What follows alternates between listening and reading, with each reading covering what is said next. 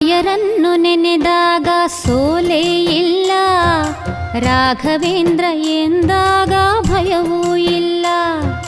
ರಾಯರನ್ನು ನೆನೆದಾಗ ಸೋಲೇ ಇಲ್ಲ, ರಾಘವೇಂದ್ರ ಎಂದಾಗ ಭಯವೂ ಇಲ್ಲ. ತಾಯಿಯ ಮಮತೆ ತೋರು ಗುರುವೂ ಇವರು, ತಾಯಿಯ ಮಮತೆ ತೋರು ಗುರುವೂ ಇವರು, ಬದುಕಲ್ಲಿ ನೆರಳಾಗೋ ತಂದೆ ಇವರು, ಬದುಕಲ್ಲಿ ನೆರಳಾಗೋ ತಂದೆ ಇವರು.